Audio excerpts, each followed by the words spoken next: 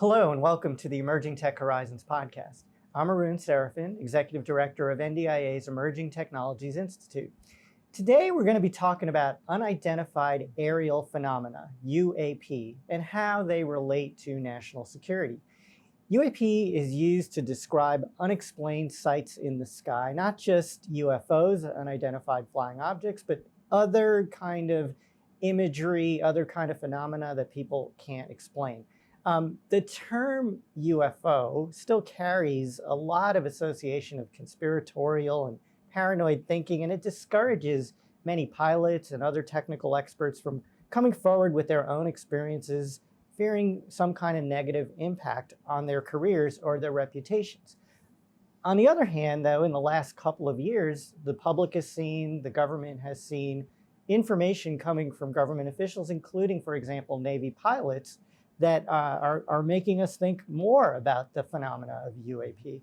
For example, former U.S. Navy Lieutenant Ryan Graves, testifying before Congress, highlighted some of the stigma when he told lawmakers that the stigma attached to the UAP is real and powerful, and it challenges national security. So in response to the last couple of years of discussion of UAP, the Department of Defense has established the All-domain Anomaly Resolution Office, or AARO, established in 2022 to investigate mysterious craft operating in all domains, air, space, land, and sea, that are basically not immediately identifiable and might pose a threat to national security.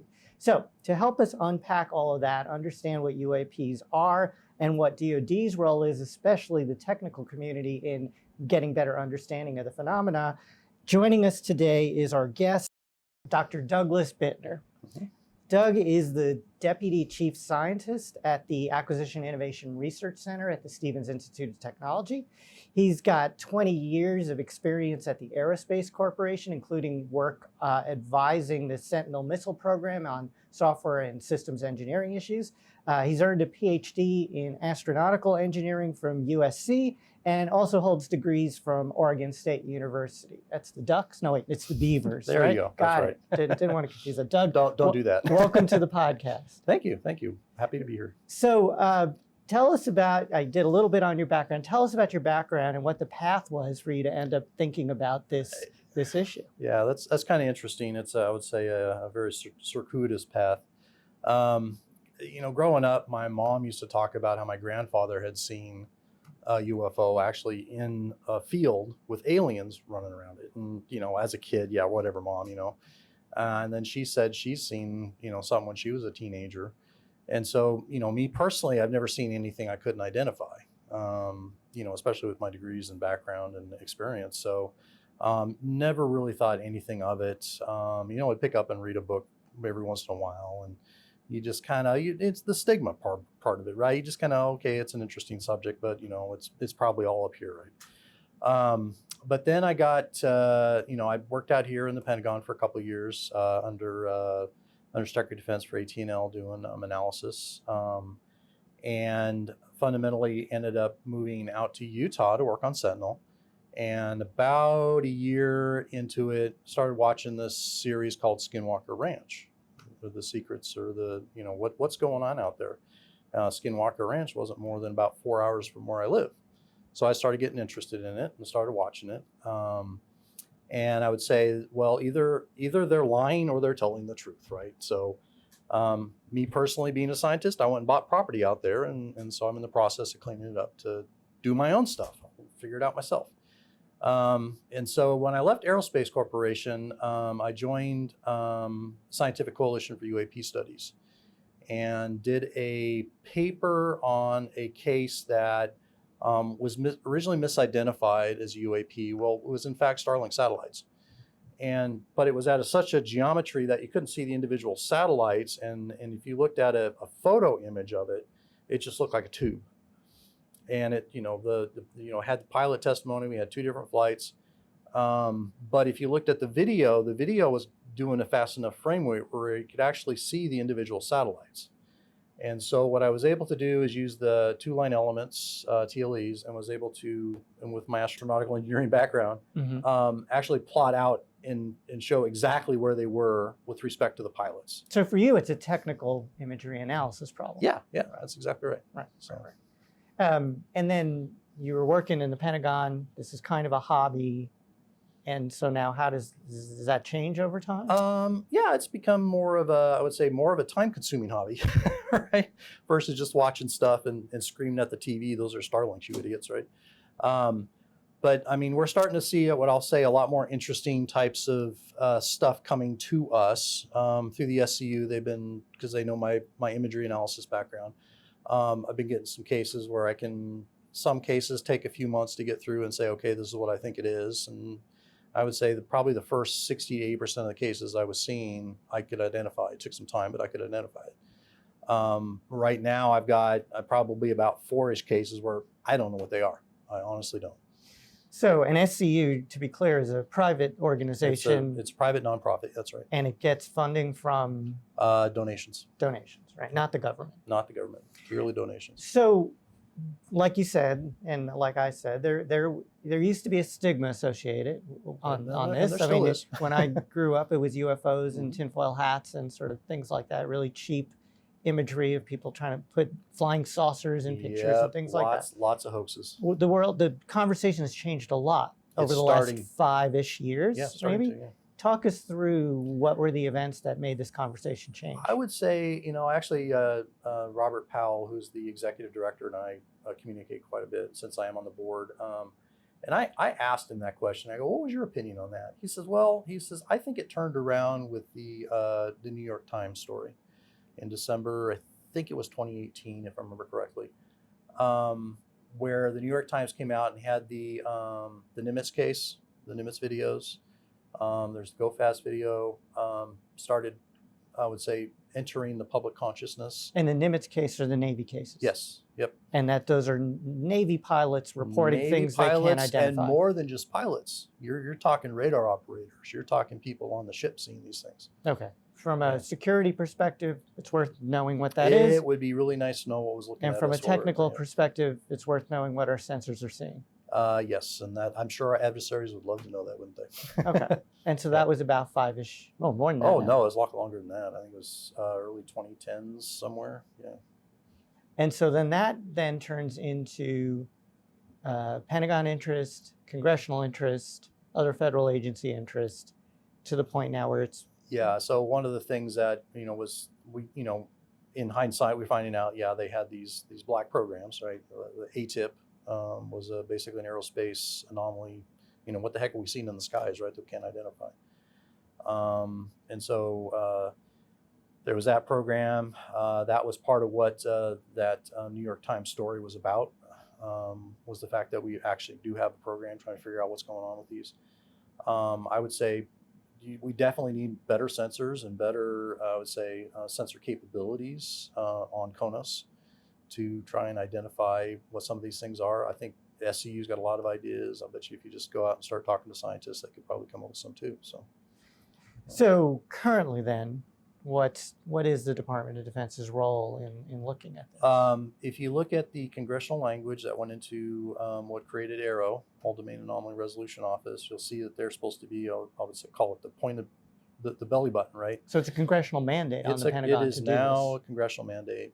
There's an intel part of it, an IC part, and they've got interactions with NASA. They've got different. I would say everybody's supposed to have some representative with them. And if you look at the list of people within the government, it's basically a who's list of government agencies. Yeah, because I would imagine there is an element of this. This is very NASA-ish.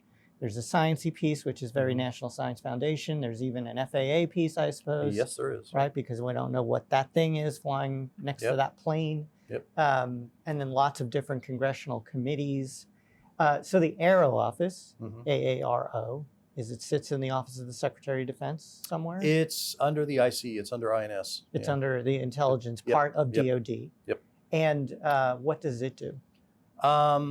As far as I can tell, and in some of my discussions with them, They are supposed to be, and if you look at the authorities they've been given, I mean, very, very, I mean, they can literally go out and grab anybody they want for all intents and purposes, you know, have that expertise helping them identify these things.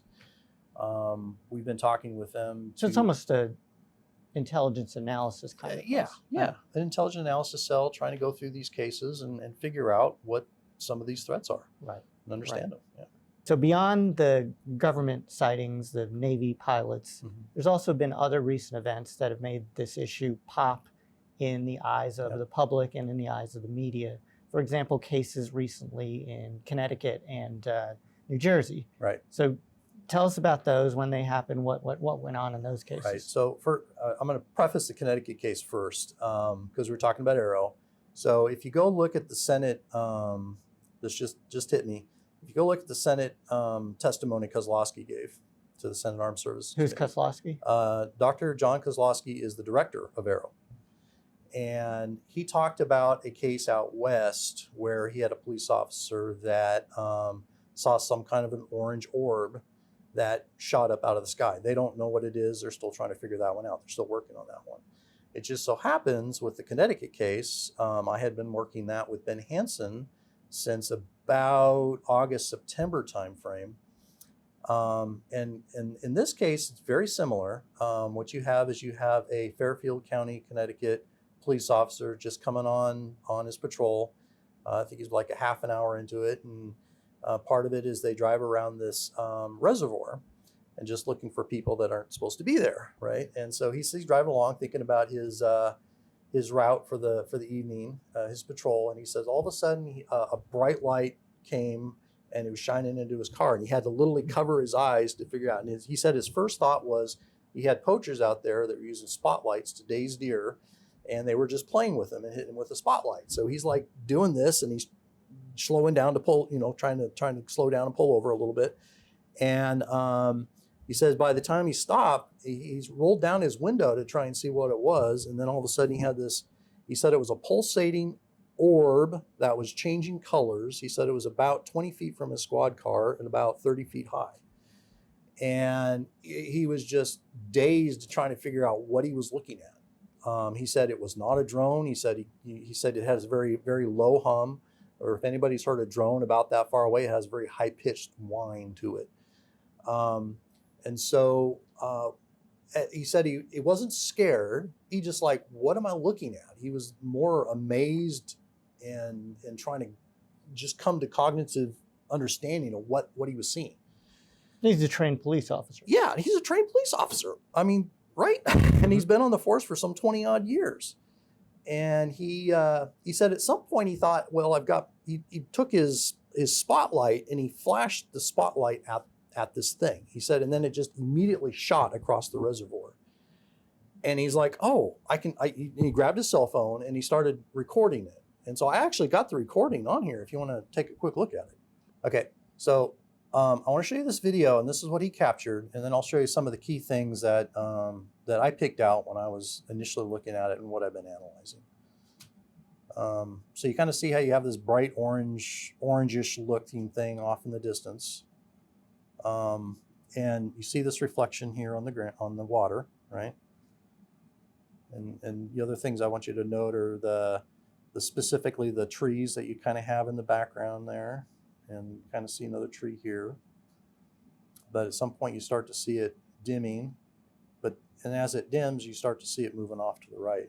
Now, what's interesting about this case is Ben Hansen, as you may or may not know, he's the host of UFO Witness, and he's got, I would say, a good relationship with News Nation. And so this is the case that broke on, and so right here you see this aircraft coming through, blinking. You saw a couple of blinks here. There's another one right there. And so I'll tell you about how that information will be useful here in a second. But so this actually broke on Thanksgiving Eve on Banfield's show. So now you see it coming past the tree. 2024. Yes, just this past year. You saw him move off to the right. Now, one of the things that you'll see in the video, now I still have the same tree here, and I've got some other trees off to the right here. And so What I've been doing is analyzing it, trying to figure out, because I've got not only that flight that you just saw passed over here, you can see another flight coming in here on the top right there. See that? That's another aircraft. And so I can use those aircraft because I can pull the ADS-B data. I know exactly when he took the video. What's ADS-B data? ADS-B is the, I call it the GPS data that aircraft broadcast to tell, where they are. It's an ability for us to track aircraft real time. And so if an airplane goes down, we'll have a very good idea on where it went down. So, so that's that case. So that's imagery that came from the police officer's phone. Yep. Plus you've got the other sensor, the police officer himself. That's right. That's right. I'm curious about one piece of that story. Mm-hmm. He shined his light. He says he shined his light on a thing. And then it like immediately went across. And in his experience, what does that reflect? Nothing he's familiar with. And so the thing is, when you do these videos, and especially when you have a very highly respected thing like a police officer, fireman, these are professionals. I mean, they have to go through and get, basically background investigations and everything and polygraphs just like we do. And so, he actually changed departments. He's now with a different department, and he had to go through another polygraph to get with a new department. And so I can't do anything but thank him for coming forward with this. And he did it. The problem was in the gap of when he was retired from the first force. And you think about that, it's almost like a whistleblower problem, right? Where his job is not protected. And his reputation is on the line. It's stigma. It's a stigma problem. All right. You see where I'm going with this? Yeah. Exactly. So tell me about the New Jersey case. So actually, interestingly enough, while we were, Ben Hansen and another guy by the name of John Lucas were out there working on this case, I mean, it was brutal cold. And Officer Klein said, "Hey, go to the department. They'll give you some coffee, and you can tell you can talk to them a little bit more about the sighting." So we did, and as we're arriving, they're saying, "Yeah, we got these drones flying around," and we heard that on the news, and the News Nation actually they sent out one of the reporters that was out there with us that this was Friday night. So we actually were driving around this local precinct with the officers trying to figure out what these drones were in New Jersey. Or no, Connecticut. So because they were seeing them in Connecticut too. Okay, got it. And so, and they gave Ben one of the videos that one of the officers took, and so I have another case out of it's a European pilot. I'll leave it anonymous at this point, but I do want to show you that image. Now, what's interesting about this one is you can see those lights in the background. So he's somewhere over Germany. And a lot of these other lights you see in here are either stars or other aircraft. But the one I want to point your eye to is this one right here in the middle, okay? And now I'm going to zoom in on it. And we don't know what that is. I've actually had another SCU executive director take a look at this, and he doesn't know what it is either. But what's interesting about it is you kind of see these other little light sources right here, and look at that right there. I mean, you see... It's like a tail. It almost looks like a tail. I don't know if it's something being shot up, but the problem is you look through the full video and it's stationary. It's not moving. And they see it you see it in the video for quite some time. Right. And they're flying on it and they're looking at it, trying to figure out what it was. And so my talking to them, I mean, I'm looking at ADS-B and I says, "Guys, there's a flight that kind of goes off in the same direction, but it's about 2 minutes later." And they're like, "There was no way that was an airplane," was their response. Again, the human sensor part of it, right? Again, you also have the stigma part. And this is exactly what Ryan Graves was talking about. So they're coming to us in the US asking us, and they're very thankful that we're analyzing this stuff. But we can do better. We can do way better. So how does this then lead to the New Jersey case? I've got something here that could very easily be mistook as a drone. I don't know what it is. It's, I would say, got a very interesting configuration about it, right? But if this thing was actually a high altitude drone, first off, it's, they're at 30-some thousand feet, right? This could be the same type of thing if it was not, I would say, conventional technology. Now the stuff I've seen on Twitter, X, most of what I saw were airplanes, misidentified airplanes. Every once in a while I would see a drone, clearly a drone or technology. Anytime I saw flashing lights on it, I say, okay, that's most likely our technology because those are required on drones. But it's somebody flying drones at night, industrial sized drones that are able to stay up for a long time. Now, apparently they said that, again, some of this is hearsay, so it's really hard to tell for sure what happened unless I get official reports. They said they tried to use some anti-drone technology on what they were seeing and it wasn't doing anything.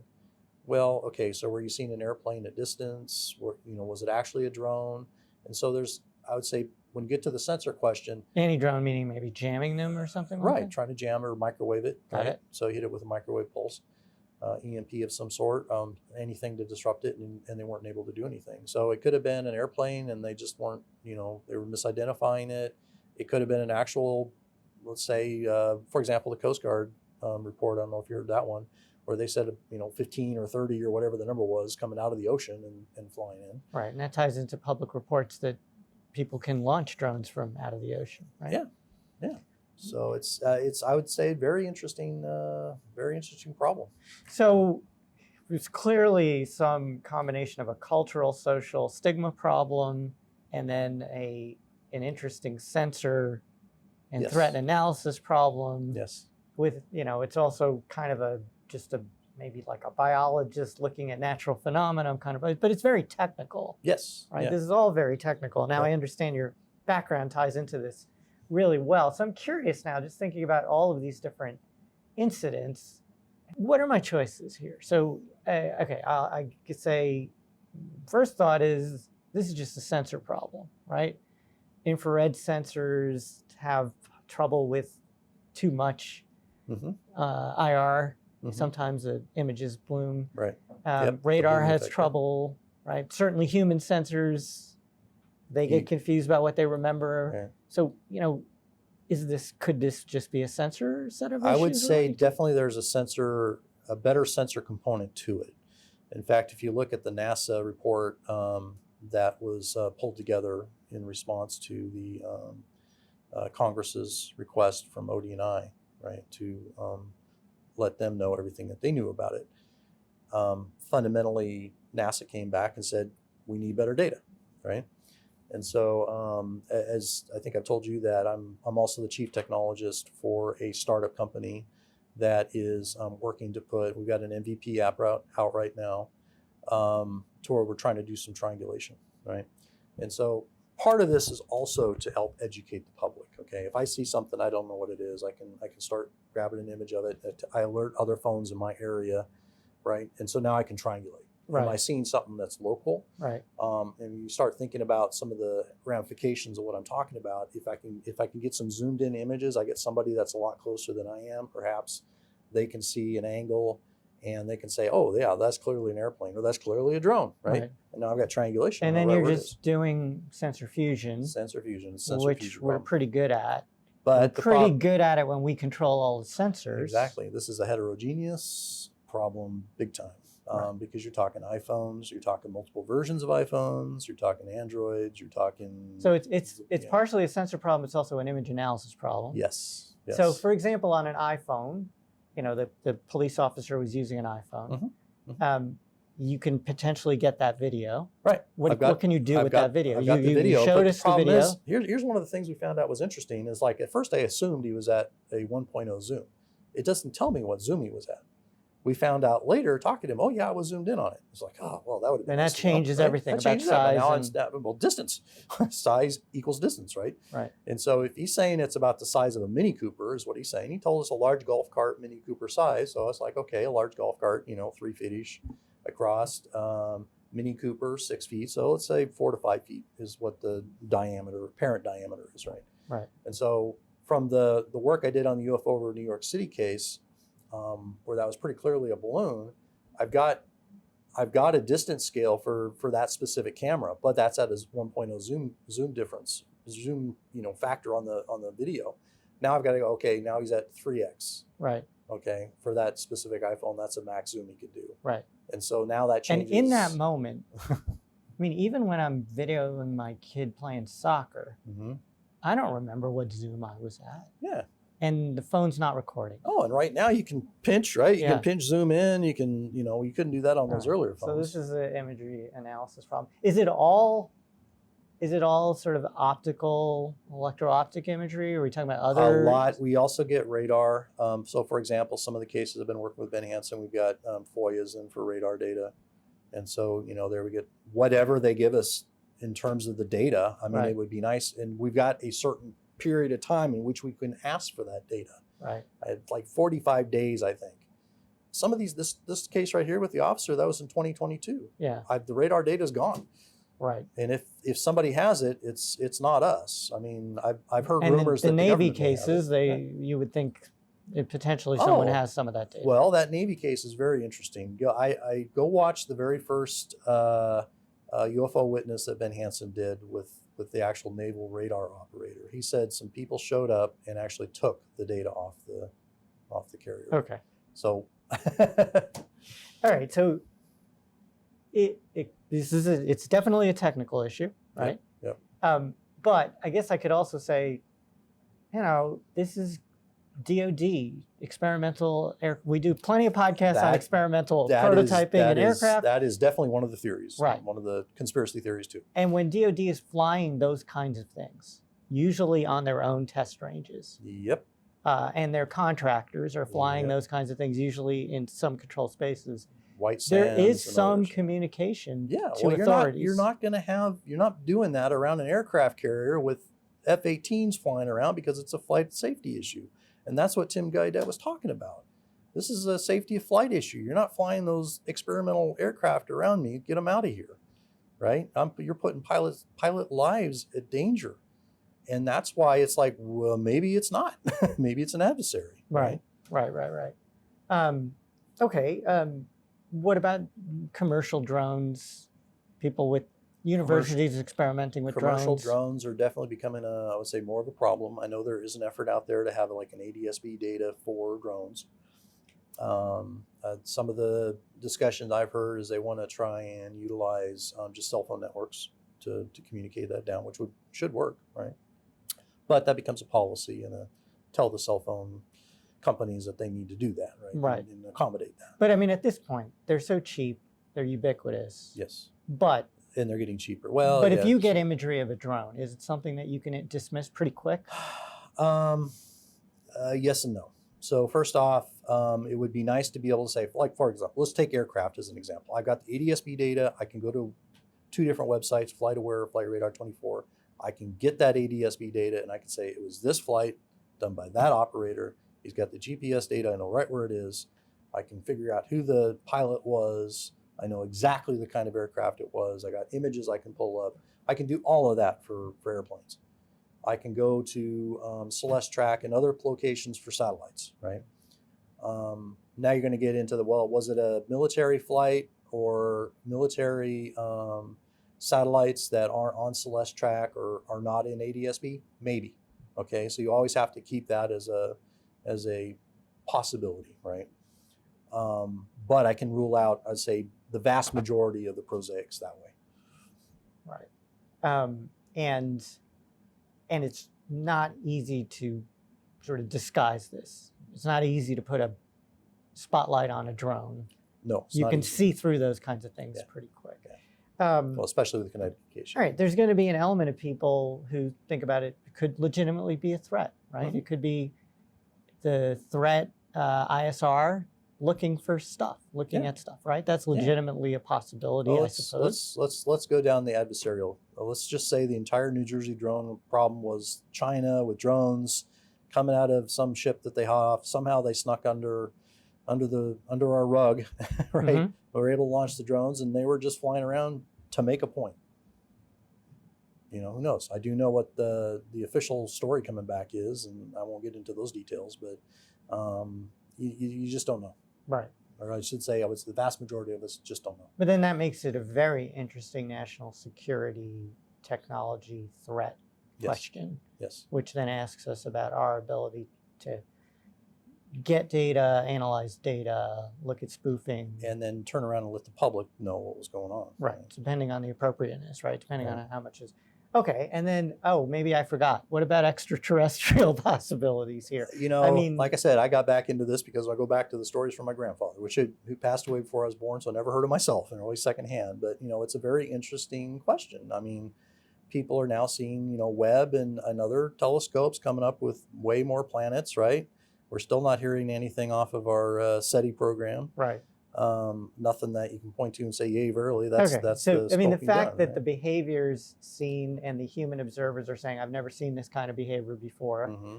but the technical imagery, has anything been anything you've never seen before? Or? I've got images where it's interesting, right?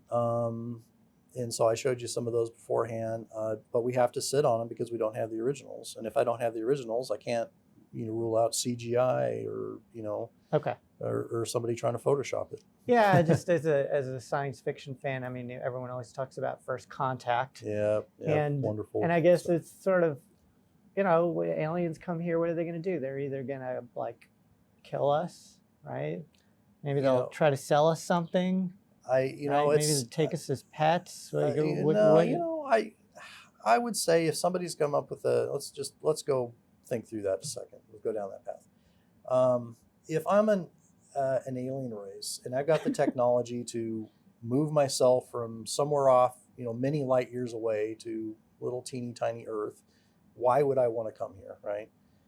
And you know, maybe they look at us like ants, or maybe they look at us like monkeys. Okay. Okay, at some early ages of evolution, right? Whether they're benevolent or malevolent, we don't know. I would say, for example, for the Connecticut case, he's shown his light on it, and its behavior. I told the guys, I said, guys, that's what's called fight or flight.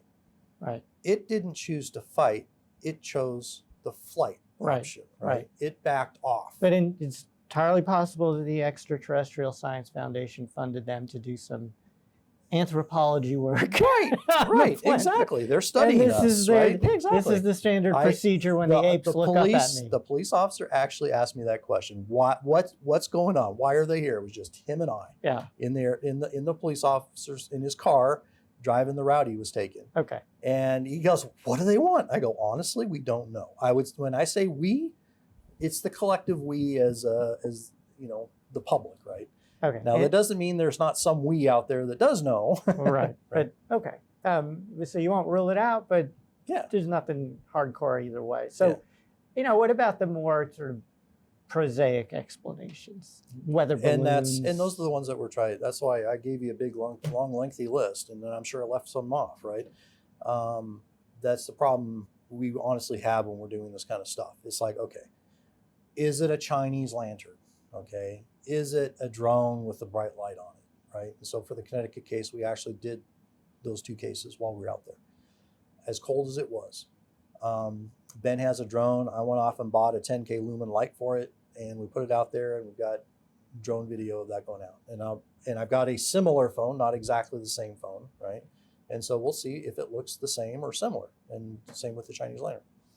And so you have to do that field work, if you will.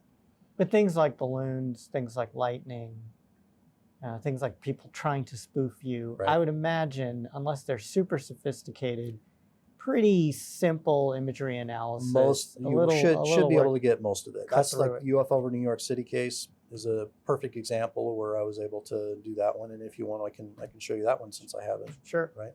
This case is kind of fun. So I like this slide right here because it kind of tells you how I handled it. I handled it like a game of Clue, right? Was it Colonel Mustard in the library with a rope, or was it your other favorite character in some other part of the problem with this video, for example, is it originally posted on Reddit, okay, and it very severely restricted the amount of information that was provided, and on top of that, I didn't have the actual metadata off the video. But fortunately, Ben Hansen through Enigma Labs was able to get in contact with the original witness, and so we were able to get the original video. And so I want you to take a look here at the amount of area that I've got for this one image. This is out of plane. Out of an aircraft. She's landing in LaGuardia? Coming in LaGuardia, Verrazano Narrows Bridge right there. I was actually able to utilize the shadow and an online program to come up with an approximate time, because I knew the date, but I didn't know exact time because we didn't have the original witness. And so now, for example, here you can see I don't have a timestamp, so I don't know as it's progressing through the video what the frame rate is, because we found out later this was an iPhone 12 that she had. And that's the object there. That's the object there, and you can just see it's a little black oblong type thing. It's literally in the field of view for 5 frames, 5 whole frames. Woman using her iPhone. Using her iPhone. Now I get the original image, and I want you to take a look at. So you got the original image from her iPhone, right? Okay. So what I do is I take the video, I break it out into frames, and then now I've got the very first frame that it showed up, and I've got it showing up in the field of view with the Verrazano Narrows Bridge, and now you can see I got the metadata next to it. Pulled from the phone. Pulled from the phone. Now I've got literally the with the frame rate and the location, now I can estimate the velocity that it's going past so me. A bunch of different imagery analysis kinds of things. I know the flight. Now I've got the flight number, so I know I've got the ADS-B data, so I know exactly where she was. You know where you are, right? Yep. And so now, I know where that bridge is. Right. I can go onto Google Earth. Yep. And so now I got all sorts of additional information that I can use to analyze it. Now, I already had the ability to zoom in, and I want to go into one of these zoomed in images for you. And now what you see is you can see something that's clearly slightly oblong, right? You can kind of see these rounded edges, and you see this glint off of it. Now, one of the things I can do is I go, okay, where's the glint and all that? Now, I got another image here later on at the SCU conference last year. Basically, I had a friend of mine, Nick Gold, with his camera, go in, and we put measuring tape, 300-foot tape down on the ground, and he filmed me with the balloon that I thought it was, which was number 0 balloon, and rotated around. And so now what I did is I backed out, and so I got the number of pixels from a similar phone, right? And it's all trigonometry now, right? And so now I can go through and I can estimate about how far away it was. And based on the field work here I got about 94 feet from the airplane. So you, in the end, conclude that, okay, this is probably someone let loose a balloon like that. It flicks the same way at that distance. It's going to look the same way. Yep. Kind of case closed. Yeah. Well, so there's an example. At 90%. At 90%, right? And yep. That's an example of just using some kind of engineering science skills, yep. Basic imagery, getting some nice data from the phone, and addressing the issue. Yep, you got it. Overall, in this UAP discussion, there's a lot of media coverage. What would you say the media has gotten right or wrong about all this? So, it's going to be a mixed bag, right? I would say the media in general, I think they're trying to do a good job. I don't think they have the science skills to really do a great job. That's why, I get interviewed once in a while for cases. And I know a lot of the other people I work with get interviewed for cases, which is why you have the experts on. But I would say you've got some that are completely leaving the story alone, probably because of the stigma, and they just got other things that they prioritize as news stories. News Nation has been wonderful. If we got something, they'll get on with us for it. But it's a public education. I have seen the news media get stuff blatantly wrong, just blatantly. But it's more a function of these are technically complex. We see the news media get a lot of technically complex things. That's exactly correct. Yeah. News media brings up a couple of things. Is there any, and the Congress brings this up as well, is there, in all of it you've seen, is there any biological evidence? Nothing you've done, all of this is imagery analysis. Right. Is there someone like you who's a biologist that's thinking about this? Oh yeah, there are definitely biologists thinking about it. SCU has over 300 members. I know what there are data other do sites. they have to look at? Everything is anecdotal. Now, if you go and you very carefully listen to some of the whistleblower stories that are out there, even recently, they say, "Oh yeah, we got biologics." But if I don't know who we is Kemosabe, but I know it's not we the public, right? I don't know if it's a black program somewhere that's got it squirreled away, or if it's a potentially at some point use the Roswell case as the prototypical. 1947. 1947-ish, yeah, that's about right. I obviously I don't study this stuff in pure, I don't have all the historical background. That's other members of the SU do that, Robert in particular.